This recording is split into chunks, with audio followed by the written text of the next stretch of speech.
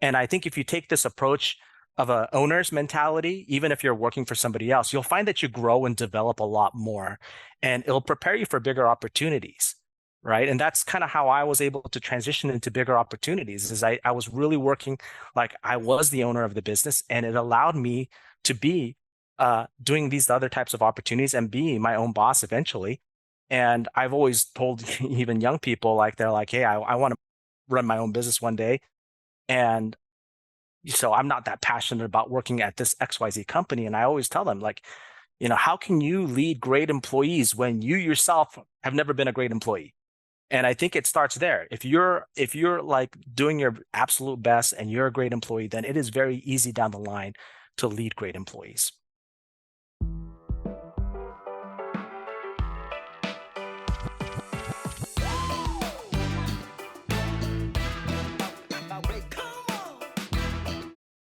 Welcome to the show, and thank you for listening. We've got a great show with a really good guy. And in my line of work, I get to meet lots of great people, and Johnny is definitely one of them. We've got Johnny Rhee on the show today, founder and CEO of Nextdoor Solar.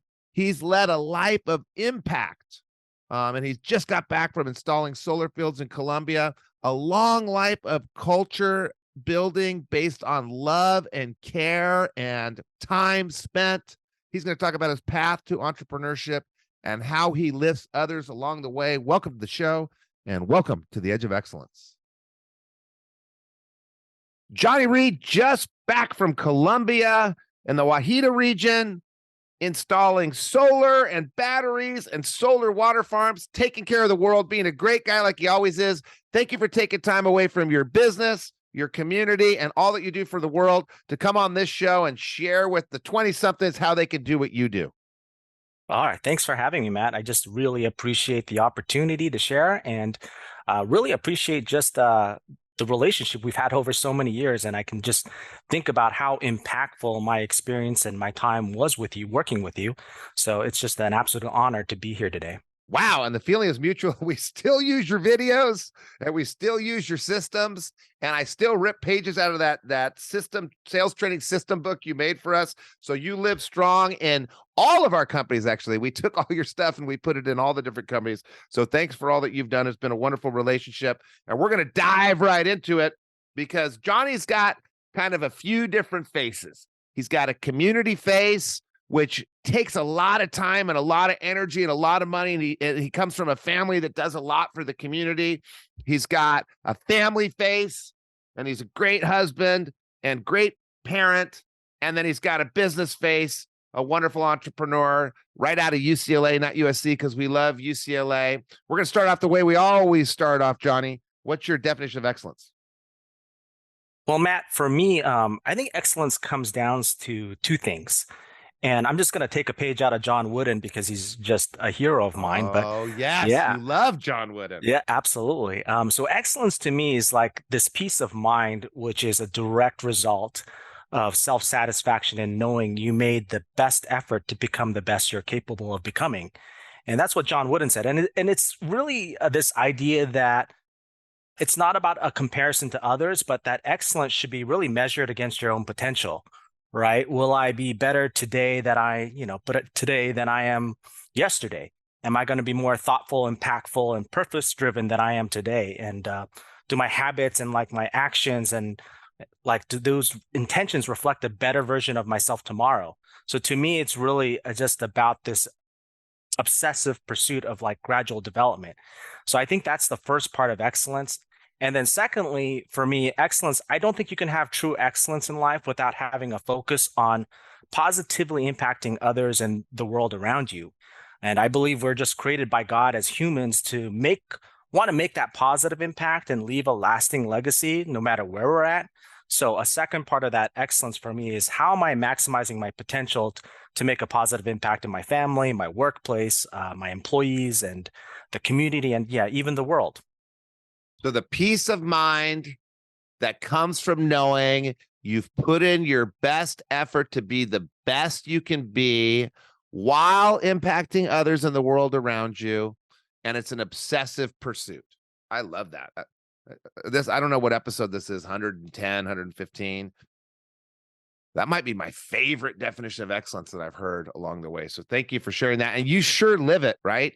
You sure live it. I've always known Johnny, and it's important. I was just doing another recording. It's important to focus on the impact of work ethic in the pursuit of excellence. You could be the smartest, you could be the most talented, you could have the greatest invention, but if you're not obsessively pursuing and constantly developing, you're not going to be excellent. And then I like how you throw in there, and if you're just doing it for yourself, if you're a narcissist, it doesn't really matter. How are you impacting others as you're impacting your world around you? Well, thank you for sharing that, Johnny.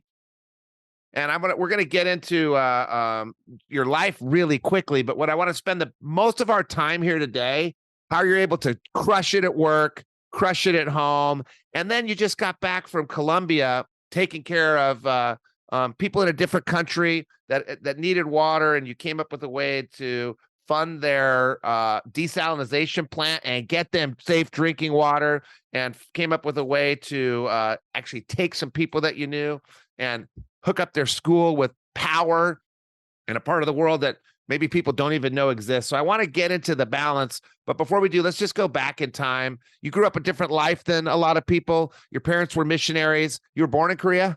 I was. Born in Korea to a Korean family.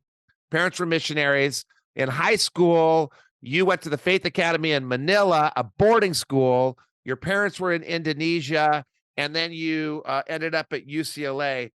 So tell us, your life's a little different than a lot of people that are living at home with their family, that are playing Little League, dealing with the normal struggles of American childhood. What was life like? What was different? And how did it help you later in life, some of the things that you experienced back then? Well, I think for me, life was obviously much different growing up in a lot of third world countries and seeing poverty like you wouldn't have believed at times seeing. And I think when I came to college, I was really introverted and I was kind of a hermit, but a big part of me was just that I was so full of gratitude. I just had this profound sense of responsibility to be like excellent based on this really fortunate set of gifts that were given to me. And I mean, I remember at UCLA, there was days where I was walking down Bruin Walk on campus, and I was like, I genuinely wondered what I'd done to be deserved to be so lucky to be at UCLA. And I thank my parents just because they nurtured me to work hard, and they made decisions to give me the best education possible. And they were tough decisions, to send your kid away to a boarding school because the schooling was not adequate where you were working, and to send them away starting they were second grade. That's a tough decision. And my parents had to sacrifice so much for me. And I think for me, when I came to UCLA, just knowing where I came from and the background I came from, the price of just failing was so much higher than the price of success. So I just was so grateful. And I think when you have this like attitude of gratitude, you just attack life differently. You attack your classes differently, your jobs and your opportunities so differently. And I've always told people that the more you express gratitude for what you have, the more you will have to express gratitude for. And certainly that was the case when I was at UCLA, that I was just so grateful. And then, because you're attacking life like that, different opportunities come to you. And that was just really amazing to see, to be at UCLA, to be at what I consider to be the greatest university in the world, and what I consider also to be the greatest country in the world, to be in the US. It was something that was kind of magical for me. And I think that chip on my shoulder was very different than a lot of my peers at UCLA. So there's a bunch there.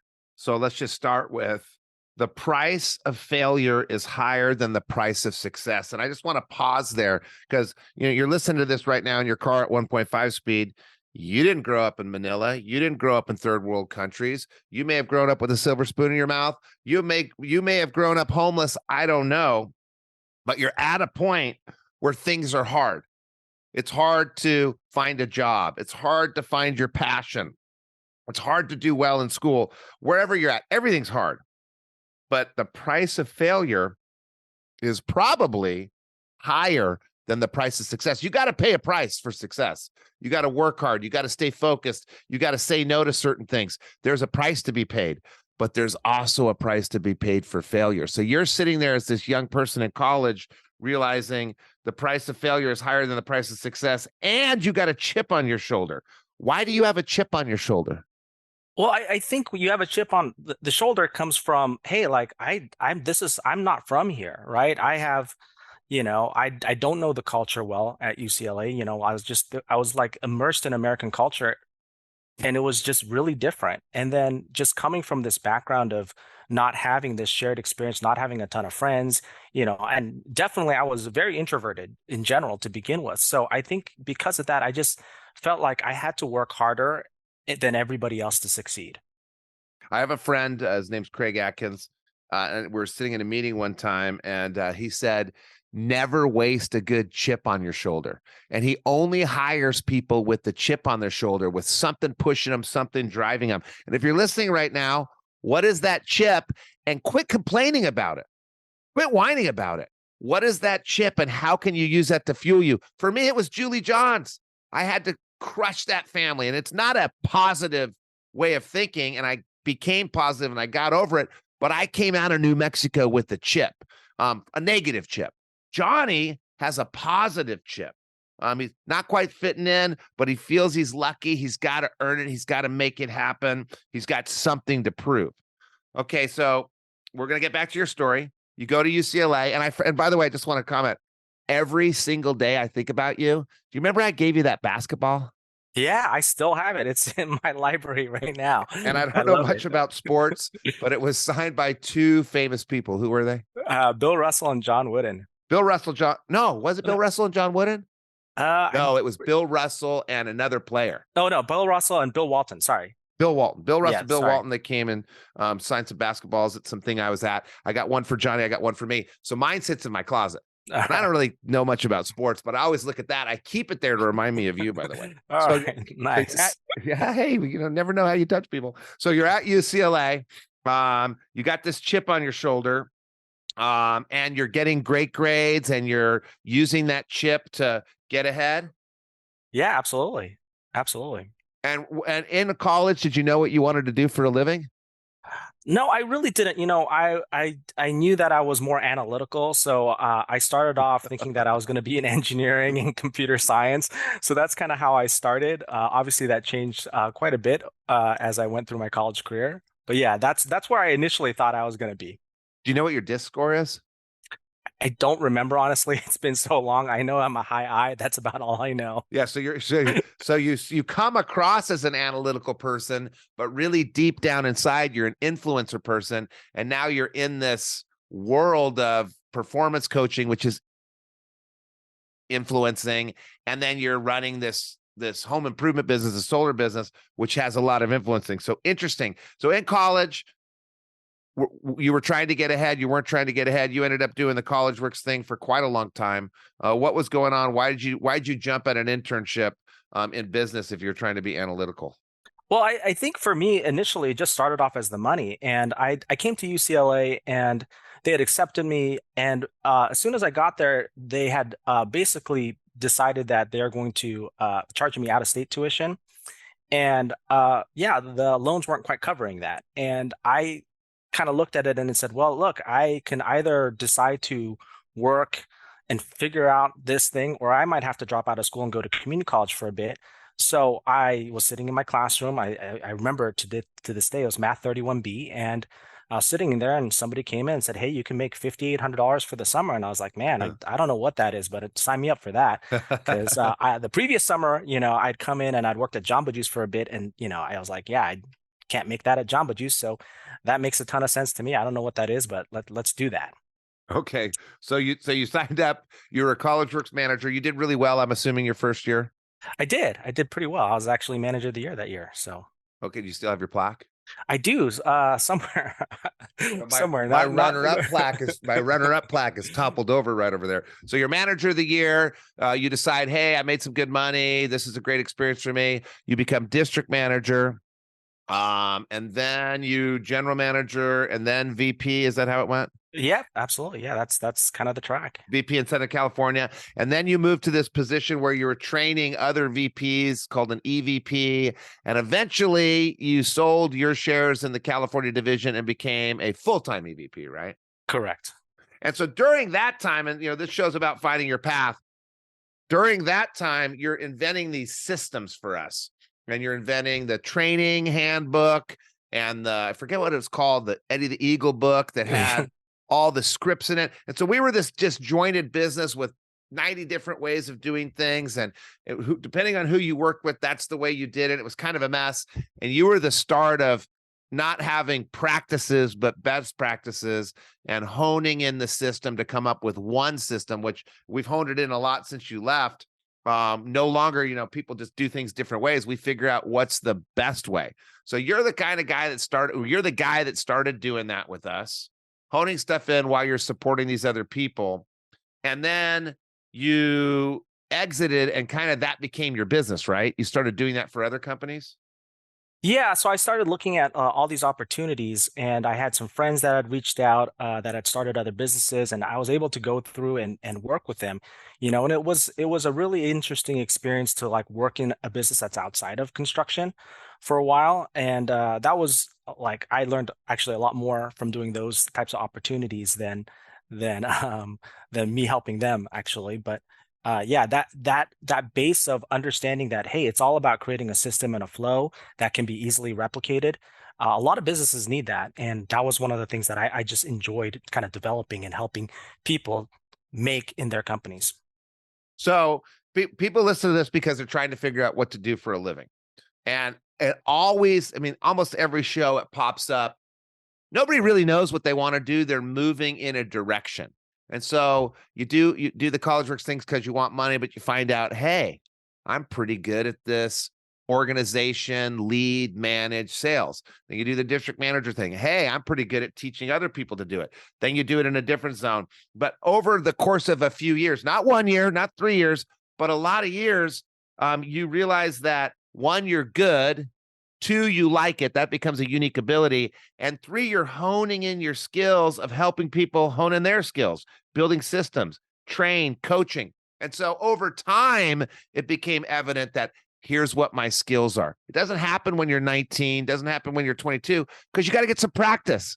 And so you start practicing with these skills and you realize, hey, maybe I can do this elsewhere. And you go off and do it elsewhere. And so now you have your first business, helping other people develop systems, replicating systems, and then you're also probably managing them on their implementation. Same thing you did before in a different industry. So, and that's how it works. It's these slight little adjustments, right? Absolutely, yeah. And you did that for how long?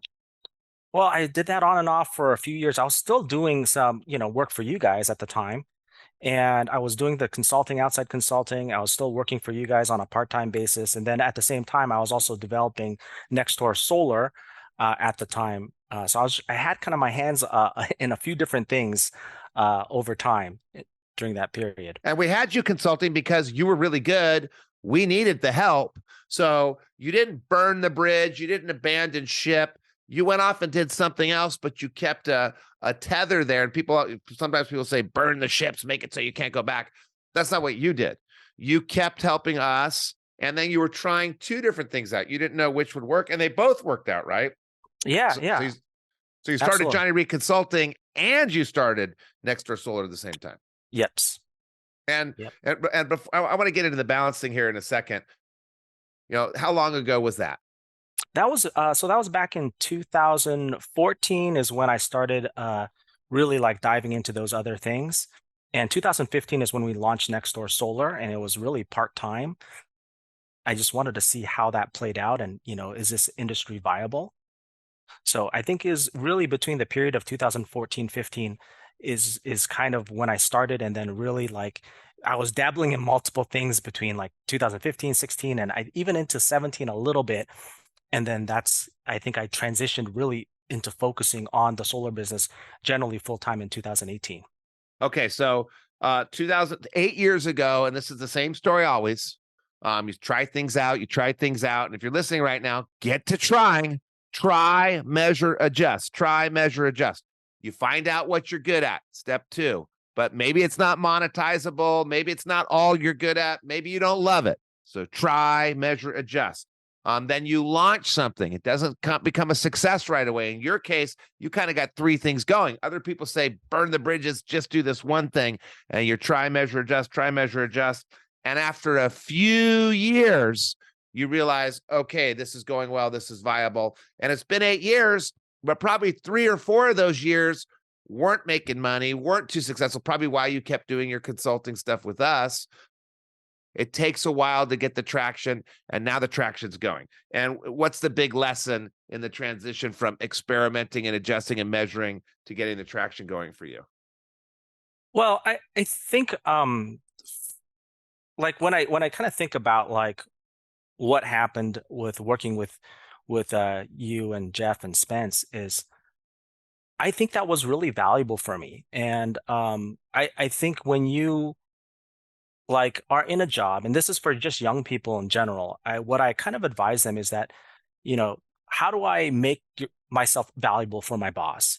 And how do I have that owner's mentality? Like when I worked for you guys, I didn't own the business, but I really treated the job as if it was my own business. And I always tried to take the initiative to go above and beyond to create those types of systems that you're talking about, the training manuals, the videos, whatever it may be. I just felt like if I'm going to do something, right, if I'm going to be in this role, why not do it well? Why not do it with 100% effort so that you and the people that you can touch can get the most out of it?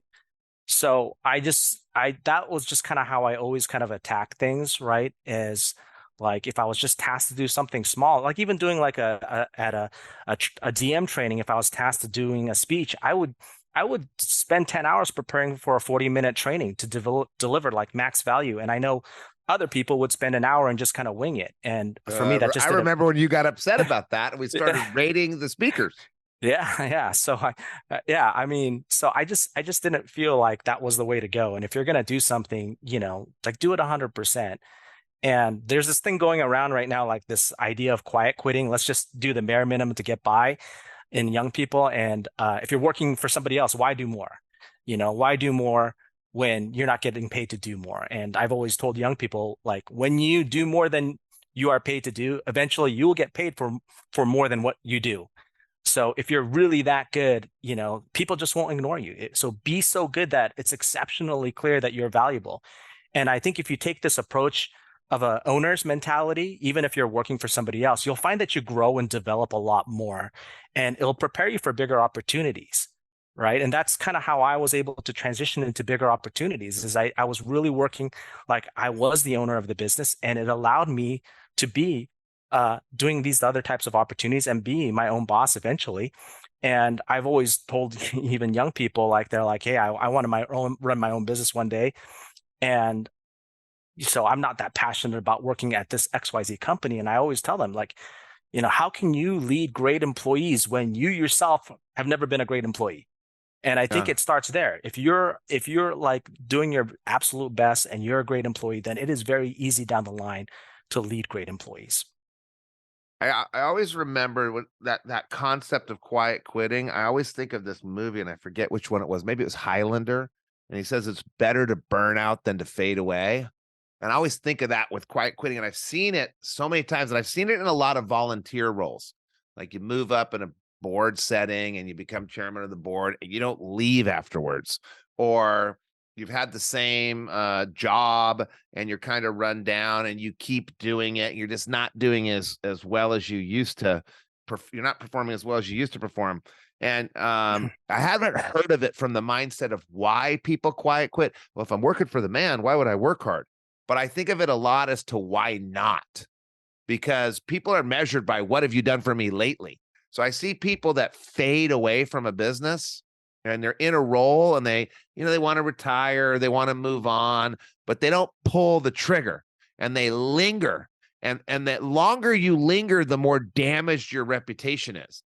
And I've seen it on boards. I've seen it in my own company. I've seen it in clubs. I've seen it all over the place. I'm thinking of a couple people right now. It's like, pull the plug, be done, because you're trashing your name and you're trashing your legacy.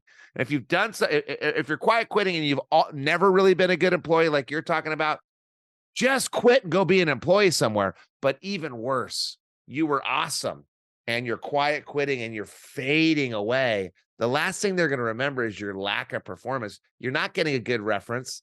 If someone calls and says, hey, did so-and-so work for you? Oh, yeah. Well, they were good before and then they were bad. I mean, you're not serving the organization or yourself. You're not serving your image, your reputation. And so in your case, you 100% all the time. And I don't think of you as a person that's worried about your legacy. I think of you as a person that's worried about your impact, and you let the legacy live itself. Yeah, absolutely.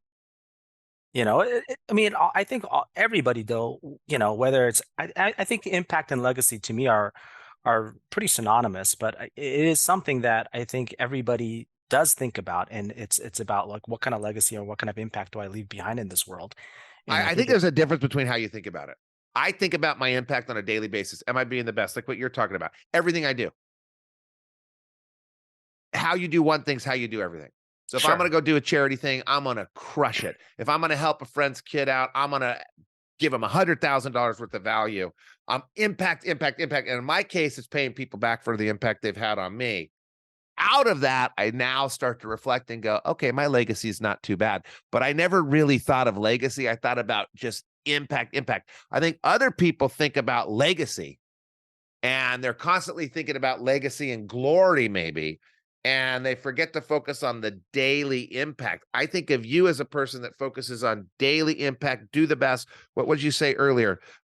Obsessive pursuit of constant development, positive impact on others and the world around you. Now, you haven't said those two phrases to me before today, but I have the impression of you, and Jeff has the impression of you, and Spencer, and we won't talk about Jay because you didn't talk about Jay, have the impression of you as being that person. That's your reputation. That's who you are. And then the legacy follows. And I think it's important to clarify, because if you're chasing around a legacy and you're not doing your best, trying your hardest, it's never going to come easy.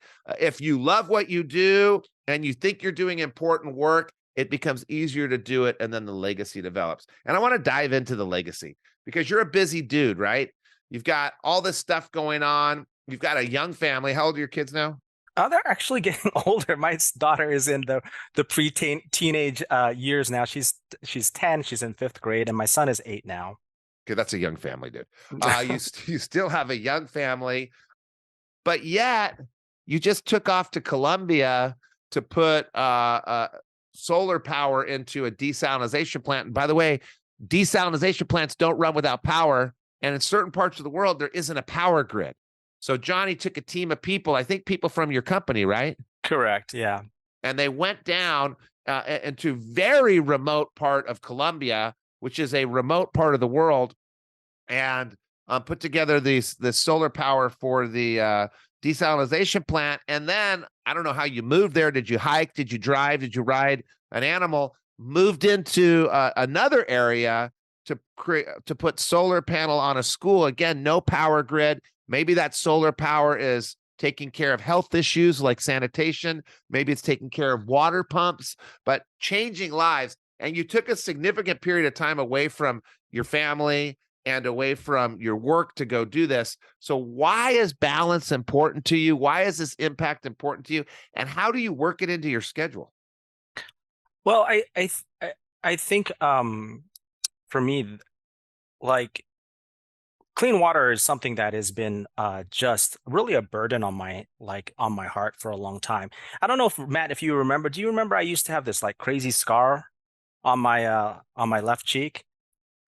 Okay, so yeah, I got that surgically removed right before I got married. But that scar came from me doing a chore as a child, and I was pumping water, to bring into the house, and we had a well in the back, on the back side of the house that I had to pump water and bring that in. And so just this idea that there's about 800 million people that lack access to clean drinking water, and about 3.5 million people die from water-related diseases every year, and about 2.2 million of them are estimated to be children.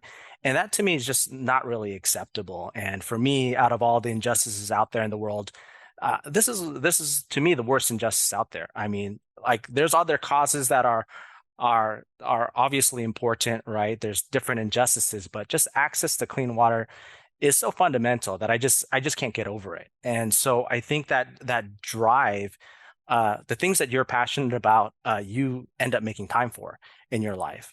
And I think that's something that's really important for your children to see too. So I really try to let them know this is how the world is, and this is what, as a family, this is what we're going to do to try to make things better.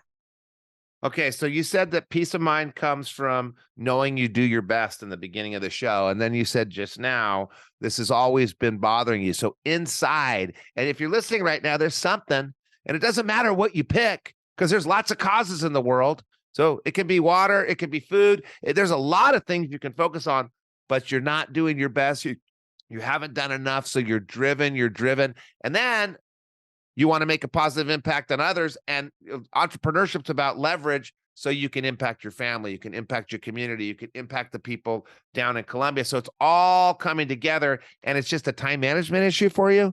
It's just a prioritization issue for you. How does someone that's super busy in their 20s, just starting their career, get this done and make an impact like you're making?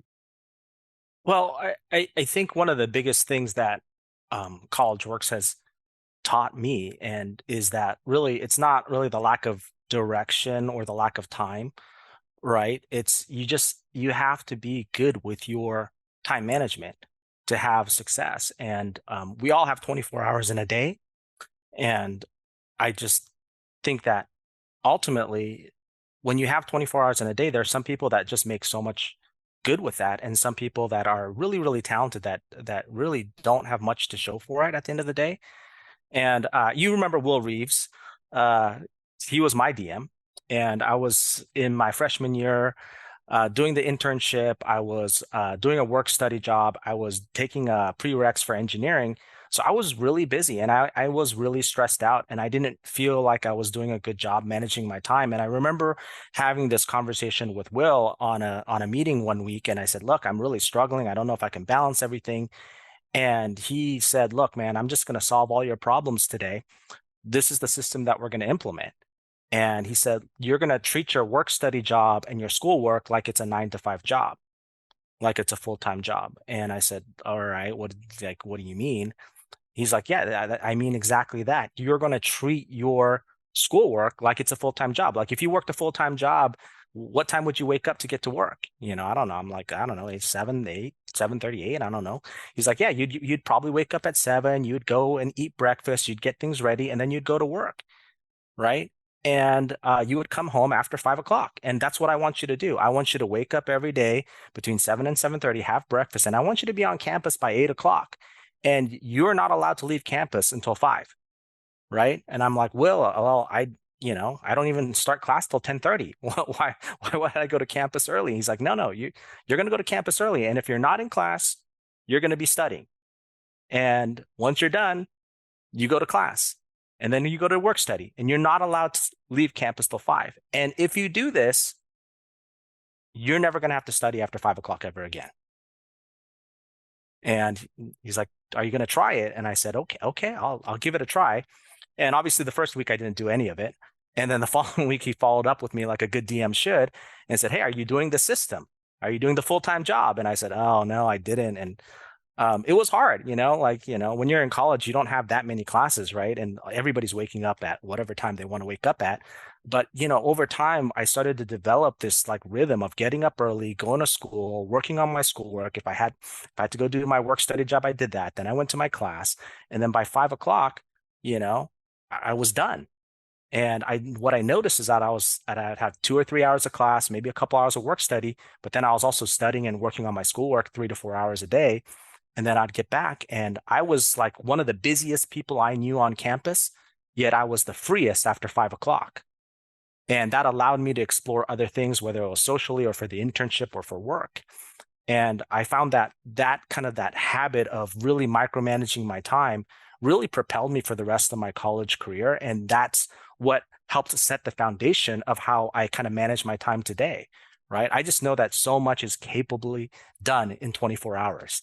And it's just something that it's just a part of who I am. It's a habit that I've developed over the years. And actually, that was what I did in college as well. And it was because I didn't have enough money for books. So I had to use the reserve book room, but it was an 8 to 5 job. I went there and did my studying. I never had to study in the evening. You get to do what you want. In my case, it was partying. In your case, saving the world. And you basically learned to waste less time. I had somebody on my show recently, mother, homeschooling, design and development manager of $500 million worth of projects right now in real estate. And she just got third place in a marathon the other day, which you have to train for. And I said, how do you do that? She said, time management. So it was time management and prioritization. School was your priority from 8 to 11, not screwing around. Time management. And so that taught you, and shout out to Will Reeves, the Thanksgiving turkey guy. I'll never forget that. I learned a lot from that guy. So you figured out I can be more productive, get more done. You got your school done. Then you got your work done, and then that's carried through your life. So you can get your work done and get your family done. That's the wrong way to say it. You can excel at work and just excel at being a dad and a husband, and then really impact the community while you bring others into the community and create awareness, going back to that organization and prioritization. So you don't waste much time. Yeah, absolutely. I would say I don't waste a ton of time. Yeah. What do you do for fun? For fun, it's really like right now at this stage in my life, my fun is really with my kids, Yeah. Spending time with them. I mean, I I hate to like tell you this, they're about to bail out on you in 3 more years. So you're gonna have a lot of time for fun soon. Yeah. So, yeah, people always say, "What are your hobbies?" And I'm like, honestly, I don't really have hobbies other than spending time with the kids. Every free time that I have, I just want to hang out with them. Because I know, yeah, you're like you said, there's not much time left before they don't want to hang out with me. I used to Um, make fun of the people that were golfing. Like, how are you golfing? It's like 5 hours a day. You be hanging out with your kids, and then when they turn 16, they just bail out on you. And I'm sitting at home going, "Oh, wish I had started golfing earlier." So your hobby now, and that will change. Just like we go back in time, you had the consulting and consulting for National Services Group and starting your solar, and you didn't have kids. You go to the next phase where the kids are young, and then soon you're going to be at the third phase. So just back to the just daily life. And I'm thinking of you as an entrepreneur and you as a community activist. What's a daily life like? What could people listening to the show look forward to as a daily life after they've done the 100-hour weeks and after they've grinded it out through their 20s? What does it look like where you are now? Well, I think, for me, families is super important. So I really try to work hard at different times in my life so that, as a family, I can spend more time with the kids. So we do a lot of travel.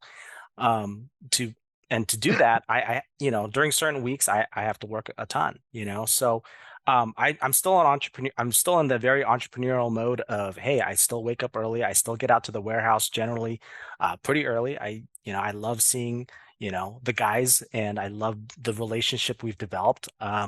So I still get out to the warehouse a lot of times between 7 and 8 in the morning, and I'll work through and work with the people there, and I'll work with my team, and usually I'm done by 3 or 4, in that time range. And then generally at that point, there's always things that are left over for me to do. So my goal is to try to be done by 4, but sometimes that gets extended, and then I need to put time in, also to try to manage my health a little bit. So I'll break out an hour or two for that.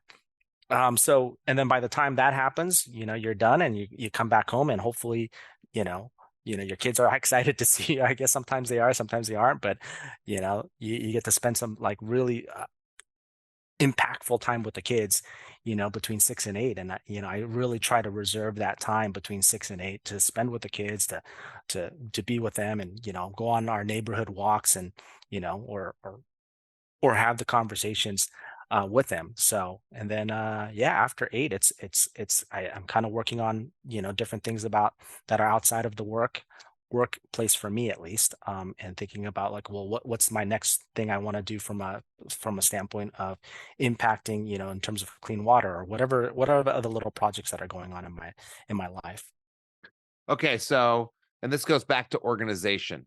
You need to pick what your priorities are, and you need to align what you're doing with your long-term priorities. So I'm assuming you've got some sort of long-term goal, program that you manage. I'm assuming you have some sort of morning and evening routine. I'm assuming you're checking in to 5 years out and 3 years out and maybe even more than that. Is that right?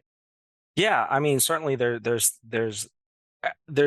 goals that obviously are a little bit flexible that are 3 and 5 years out. I mean, there's those goals to me are things that I do really look at, but I don't put a ton of emphasis on them. I think one of the things that we did a really good job at College Works, like really working on, was the difference between lagging and leading indicators, Yeah. right? And I think a lot of those 5-year goals are sometimes just lagging indicators of all the hard work that you put in on a Yeah. day-to-day basis. Yeah. So I'm really a lot more focused on, the day-to-day, like, hey, what do I need to do to like win the day?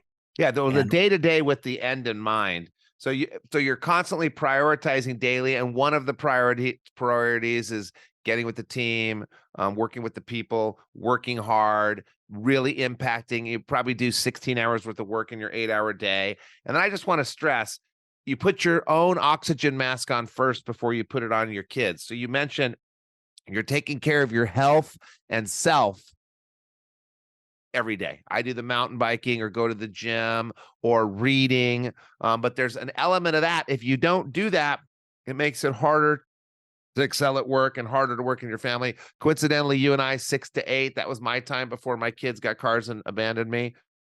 Nobody ever called me 6 to 8. That's a priority. Everybody knows not to bug Johnny. And you know what? He's working. He's taking care of himself. He's taking care of his family. Without that, all these people that work with him would be suffering because he's fueled by the health and self and family part. And then at the end of the day, that could be spouse time, that could be community time, that could be relaxed time. But you've got these priorities through the day that's, consciously, but not overly focused, are getting you to the point where you're going to solve this water issue. Your kids are going to find their passion. You're going to stay married and in this loving relationship, and your business is going to grow. Anything else about your day that's somewhat unique? And thinking back to your 20s, you wish you knew this in your 20s that would help you get to where you are today? yeah, I don't think there's anything that unique. I think How about success is spirituality and faith? How do you bring that into your life every day? spirituality and faith is very important to me, and it's very important to the family. So that is part of my life. I'm not sure if I'm allowed to talk a lot about it, but on this show. But yeah, that is something that's very important. I Wait think a second, because it's me. Just because I don't go to church, I had my own experiences at church, man. Just because I don't go to church doesn't mean I don't value spirituality. I consider myself a spiritual person. So talk about it. Yeah, absolutely. I mean, I think in my life, I have seen so many times where God has provisioned for me, and I have just felt so blessed. And it is just something that when I look at the totality of my life, and and some of like the ups and downs and where God has met me, it's been something that I know it's tough for people that aren't believers to understand, but it's a part of it is just when you have that faith, and when you have that relationship one-on-one with your creator. I think it's ultimately what kind of balances you and roots you in your day-to-day life. And so, how do you check in daily? How do you improve that relationship? Yeah, so it's one of those things where, obviously, I have time that I set aside to do daily devotions, is to spend time in the Word, which is the Bible in my faith, right? And then we're really obviously really big part of our church community, where my both of my wife and I, we serve, and we work in our community groups, and then obviously we're a big part of our church and all the activities around that. So you have part of your morning routine, your evening routine, your daily rituals is remembering your faith, remembering your spirituality. Absolutely, yeah. All right, so we're going to begin the way we end then, Johnny. Peace of mind comes from knowing you're doing your best. Gratitude, compassion, and understanding. You can't have the gratitude maybe if you don't dive in the way you've done. You're lucky. You're lucky that you grew up in these different places, so you really could see that gratitude, but you're also prepared, and you're constantly working on gratitude, compassion, understanding, impact. And I really am grateful for the impact you've had on me, my family, the business that I'm partners in. And I'm very grateful that you came on to share your wisdom today with all those 20 somethings that want to get to the edge of excellence and sit on that with you. Thank you for coming on the show today, Johnny. Absolutely.